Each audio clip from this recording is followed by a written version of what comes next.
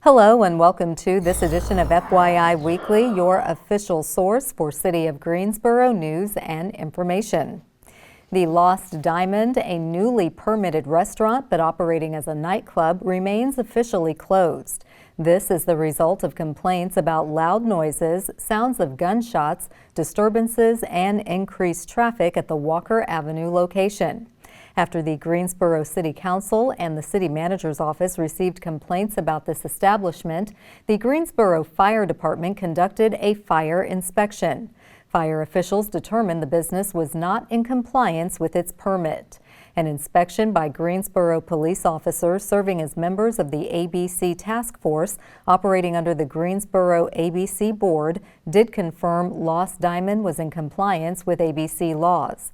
Upon arrival, those conducting the inspections heard music and observed the business operating as a nightclub. The applicant was approved as a restaurant with no hookah. The fire department and the city's zoning enforcement team immediately closed the establishment. Zoning will issue a notice of violations for illegal use and new use without proper permitting. Lost Diamond will remain closed until the operators return it to the original use as a restaurant or a change of use is granted. The city also worked in conjunction with UNCG Police and Alcohol Law Enforcement. The City of Greensboro is accepting applications for City Academy now through July 15th.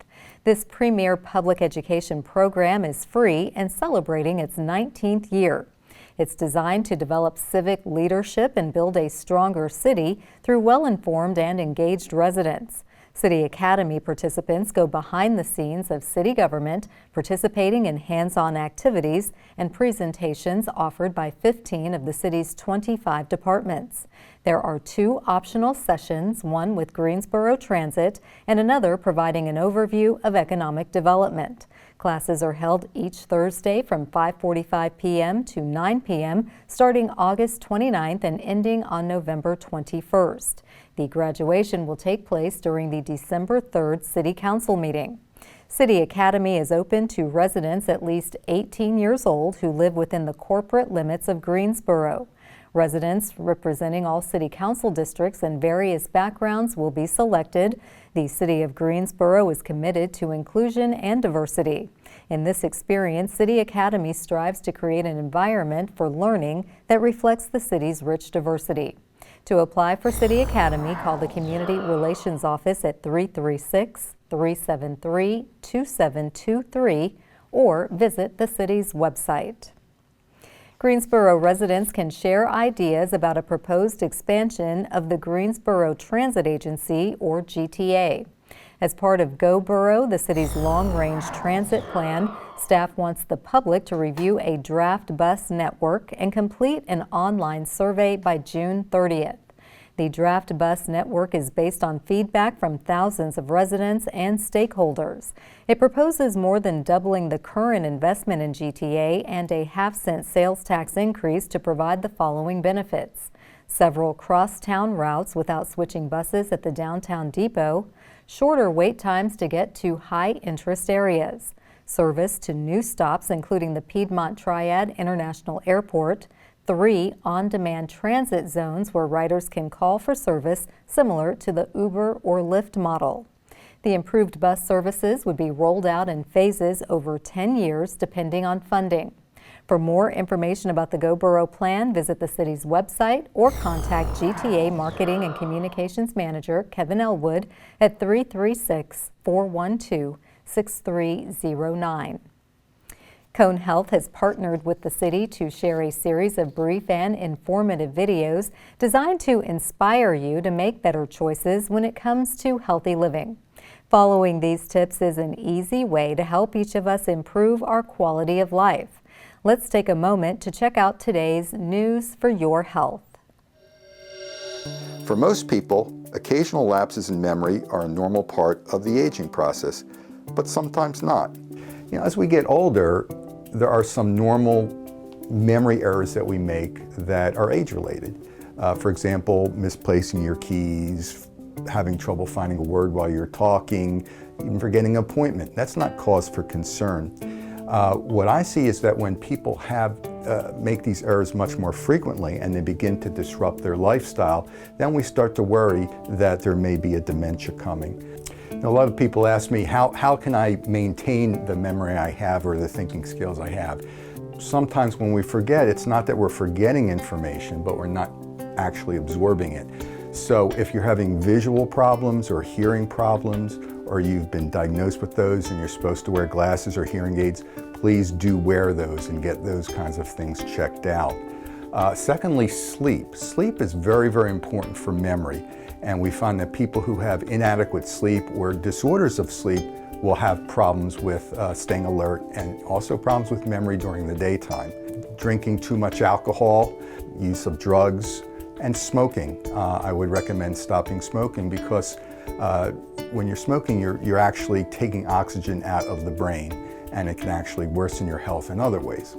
Stay intellectually engaged. Doing crossword puzzles or word searches, that's fine, but what research shows us is that when you're doing those activities and it's a social context where you're doing it with other people, it can be much, much more effective to keep you mentally sharp. So, get involved in book clubs, go to dance classes, things like that can be very helpful. Another important thing is exercise, and people don't always realize that exercise is important to brain health. 30 minutes a day, if you can, of aerobic activity can be very, very effective in promoting the health of your brain because you're pumping blood through your brain. Managing stress and depression, that's an important one. I think that a lot of folks who are having memory problems, what we find out is that they're having very stressful lifestyles or they're actually depressed. Many of my patients ask me what they can do in terms of aids to use to improve their memory. First, you can definitely write things down. That's probably the easiest thing to do, either in a cell phone or on a pad of paper. Using a calendar that's in a central location in your home to kind of mark down appointments and important information can be very helpful. Asking people to repeat what they say to you back, even if you think you've heard it, and then rehearsing what you hear back in your own mind can be very helpful in strengthening the memory trace that you get. Another memory aid would be using alarms. So if you have to do something at a certain time to program your watch or your cell phone to give you an alarm to remind you to do something. If you worry that you're having memory problems or you're worried about a loved one having memory problems, I think the first thing to do is consult with your personal care physician. There are many medical conditions that could cause memory loss. Medical conditions such as thyroid disease, vitamin deficiencies. There can even be side effects of medications that can cause memory loss, so you want your physician to be able to review those with you and make sure that that's going fine. Thanks for joining me. I hope this information has been helpful. For more information about memory and wellness, please visit conehealth.com/wellness. I'm Dr. Michael Zelson. The city's neighborhood parks are ready to host Energy in the Park for kids this summer. We'll have that story and more news coming up after the break. Stay with us.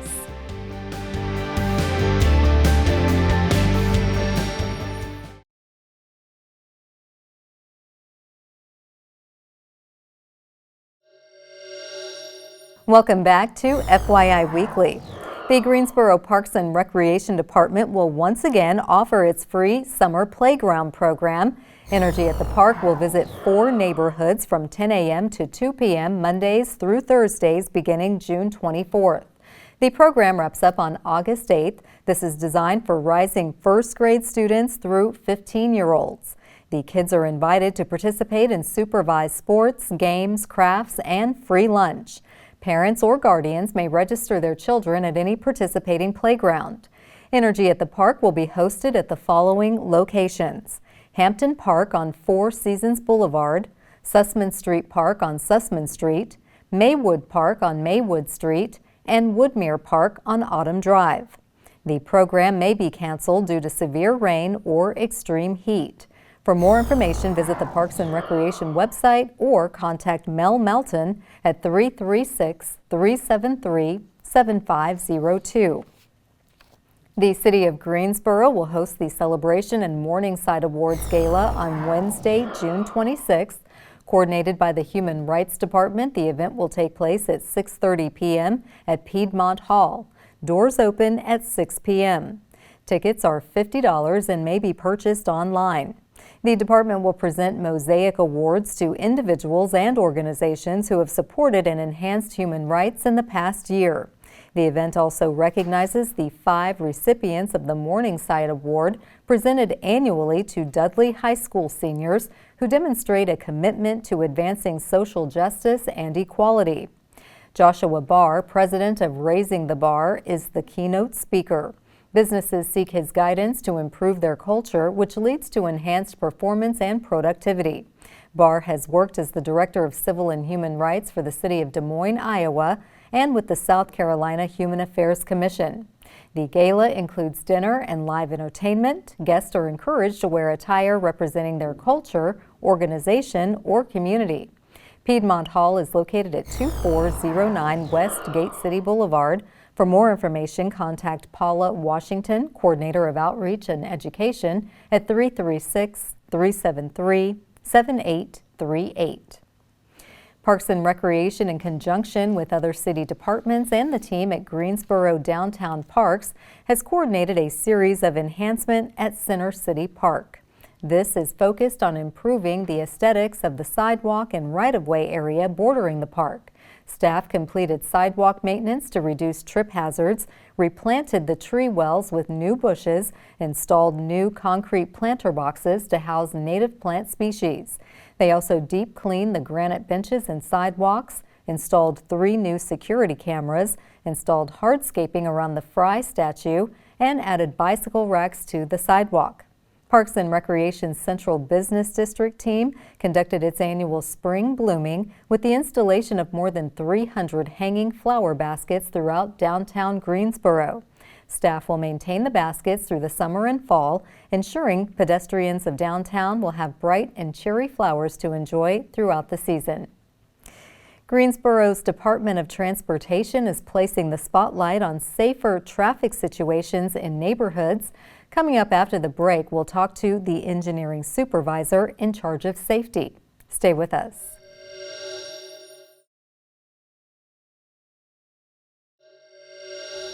Welcome back to FYI Weekly. The city's transportation experts are taking inventory of the traffic activities taking place in neighborhoods throughout Greensboro. Joining me now to tell us how you can be part of the solution is David Ortega. He is the engineering supervisor in charge of safety with the city's transportation department. Hello, David. Hello. Welcome to the show. Thank you.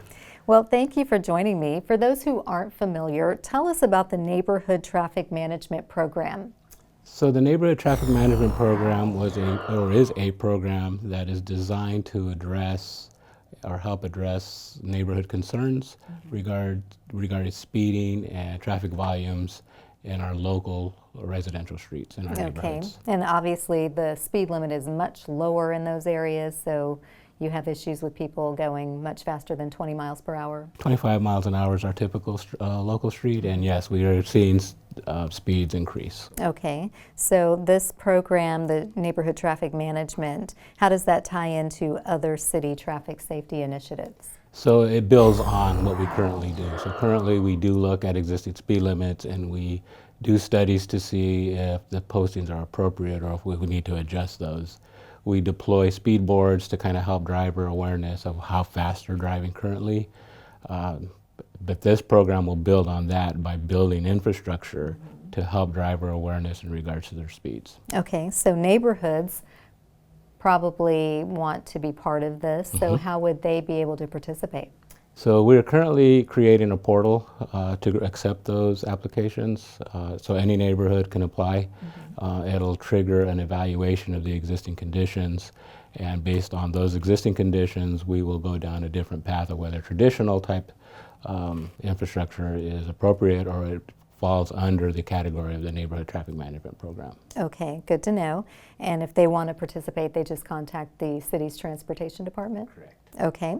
And before we go, would you tell us what kind of projects will the Neighborhood Traffic Management Program actually generate? So we're probably looking at about 2 different types of programs, one being a vertical alignment and a horizontal alignment. So the vertical is the traditional things that most people think of: speed humps, speed tables, those types of things. And yes, those will definitely be part of this program. But we're also looking at what we call vertical deflections, which includes many roundabouts, chicanes, some bulb outs, so things that deflect you vertically and horizontally to try to address those speeds.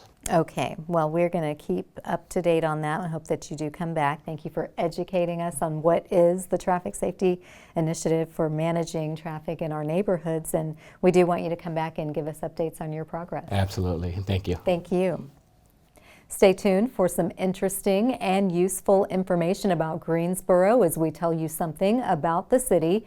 That segment is coming up after the break. Stay with us.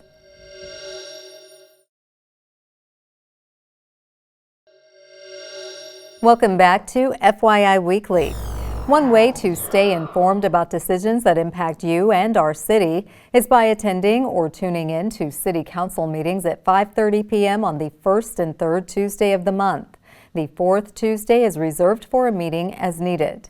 The City Council meetings take place in the Katie Dorset Council Chamber on Level 2 of the Melvin Municipal Office Building, located at 300 West Washington Street. The public is allowed in person, but only in a limited capacity. Those who choose not to be in the building can participate virtually. The Greensboro City Council meetings are broadcast right here on GTN. The meetings are also streamed live on the city's website and on Roku. To review the council meeting schedule and agendas, please visit the city's website. Here's an opportunity to learn a little something about the city. The City of Greensboro and Guilford County are hosting subcontractors outreach and information sessions for minority and women-owned businesses interested in the Windsor-Chavis NOCO Community Complex project. This has a construction budget of $65 million. The next session will take place from 4:30 p.m. to 6 p.m. on Thursday, June 20th at the Windsor Recreation Center. The final meeting will take place at the same time and location on Thursday, July 11th. Please RSVP for the session you plan to attend. Together, the city and county will build the Windsor-Chavis NOCO Community Complex on the site of the existing Windsor Recreation Center. This will be a community-centered space for learning, recreation, and neighborhood-based public health and social services. The complex will include a joint-use recreation, library, and aquatics facility. NOCO Park will also be rebuilt on the existing site. Samet Corporation, United Maintenance Group, and Kate Services will assist with pre-qualifying companies to work as subcontractors on the project. For more details about the information sessions, contact Anika Page with Samet Corporation at 336-544-6784. To learn more about the project, visit the city's website. Coming up after the break, we'll showcase our department spotlight, but first, prepare to mark your calendars for the places to go and things to do on the town.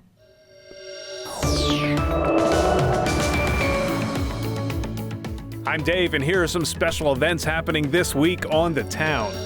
Colombian music phenomenon Faid and his vibrant Latin sound play the Greensboro Coliseum June 21st. The concert showcases Faid's energy, dynamic stage presence, and hit songs like Luna and Perro Negro. Learn more and buy tickets online at greensborocoliseum.com. The City of Greensboro and several local agencies host the World Refugee Day celebration June 22nd at Hester Park. The annual free event features ceremonies, games, kids' activities, and performances to honor the resiliency of refugees and their contributions to the Piedmont Triad. See the day's schedule and more online at greensboro-nc.gov. Enjoy the distinctively contemporary R&B sound of Jhené Aiko on June 22nd at the Greensboro Coliseum. Aiko is a 6-time Grammy Award nominee known for experimenting with various styles and incorporating sound healing, modern mantra, and crystal alchemy sound bowls in her music. Get tickets online at GreensboroColiseum.com. Thanks to overwhelming demand, award-winning comedian Shane Gillis plays 2 shows at the Tanger Center on June 22nd. The Pennsylvania Funny Man is half of the decorated Matt and Shane's Secret podcast crew and regularly appears on The Bonfire, The Joe Rogan Experience, and KFC Radio podcasts. Visit tangercenter.com for tickets and more information. Stay tuned to FYI Weekly for more happenings on the town.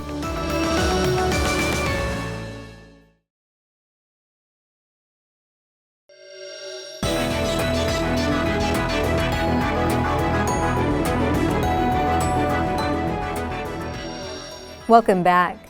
The City of Greensboro has more than 20 departments and several divisions committed to serving you, our residents and visitors. Let's go behind the scenes in our department spotlight.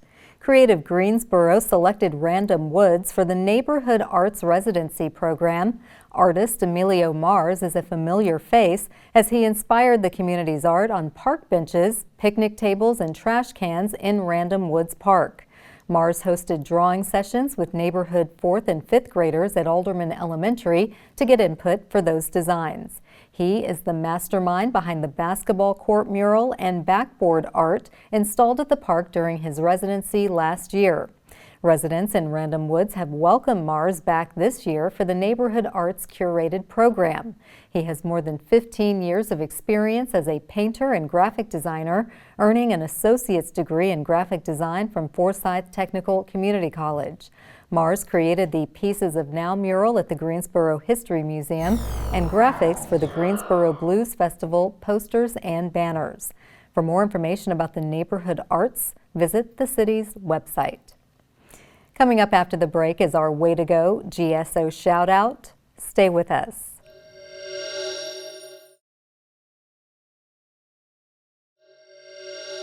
As we draw to a close, we always want to end on a positive note with our Way to Go GSO shout out. This week's shout out goes to the city's legislative department. Greensboro City Clerk Angela Lord represented the city of Greensboro at the International Institute of Municipal Clerks in Calgary, Canada. She was a guest of eScribe Agenda Management Solutions. The conference offered networking opportunities with clerks from around the world, including Belgium, the Netherlands, Iceland, and all across the U.S. and Canada. Way to go, Greensboro. That concludes this edition of FYI Weekly, but you can easily stay connected to the latest city news by linking to us on Facebook, Twitter, YouTube, and Instagram. Alexa users can subscribe to our 5-minute flash briefings, which airs on 90.1 FM, 100.7 FM, and 90.5 FM. Be sure to download both weekly podcasts, Talk City Greensboro and Connect GSO, plus GTN is streaming on Roku. For all of us here at the City of Greensboro, thanks for watching, and we'll see you next time.